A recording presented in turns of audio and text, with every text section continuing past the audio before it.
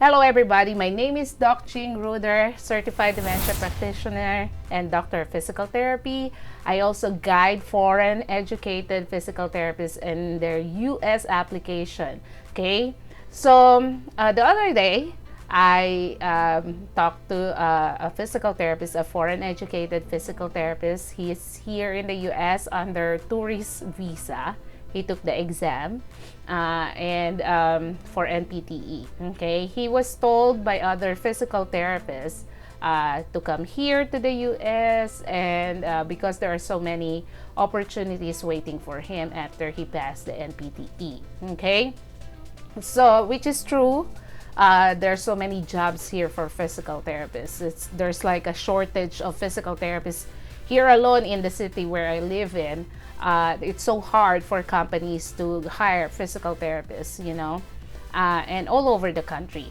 So while that statement is true, I would like to address the idea that it is not easy, to transition from a tourist visa to a working or immigrant visa, and I'll explain to you why. Okay, so back in 2008, I was in New York to take my Florida jurisprudence examination, which I passed, and I was already licensed in New York by that time. But my immigrant petition was pending for a long time because of backlog in processing, or what we call retrogression. Okay, so I met an agency and they tried to petition me, and it was approved, but I had to go back to the Philippines because they told me that the lawyer thought I was in the Philippines, so I had to have a consular processing, meaning I have to appear for interview in the US Embassy in the Philippines. So I went home and I got denied. It got denied. The visa got denied, and I didn't know why. Okay, and that was when I started to have or was diagnosed with clinical depression. Okay, because all those failure after failure and frustrations and struggles for all those 9 years of processing my paper just to be here to the US to practice as physical therapist. Anyhow, there are people thinking that when you get here and you pass the NPTE or you're already licensed, it will be easier for you to have a working or an immigrant visa.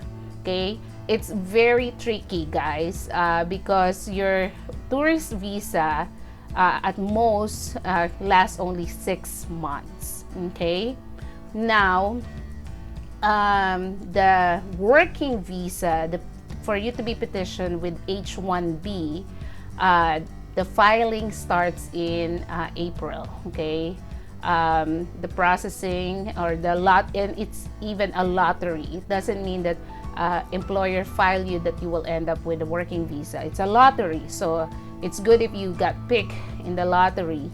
Okay, and then if your application has been approved, then your tourist visa can be transitioned to a working visa. With immigrant visa, it's more tricky because immigrant visa is it takes a long time. There's a backlog or retrogression happening, differently for different months. So it may take a year or 2 or 5 or more years, depending on how they're processing the immigrant visa per country. Okay, so there's an option that if and only if you are petitioned by a legal, really existing and competent, dependable non-profit organization, they can petition you with a working visa in any time of the year, because they do not follow that lottery system for H-1B. Okay, for non-profit working visa, they have this. They can petition anyone within whatever month of the year, and depending on how competent that company and how good the lawyer is in responding and paying attention to your application, you can get approved any time of the year.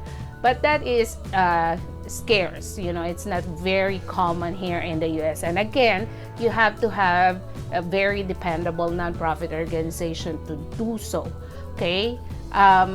So I heard, some people are applying for student visa to extend their tourist visa.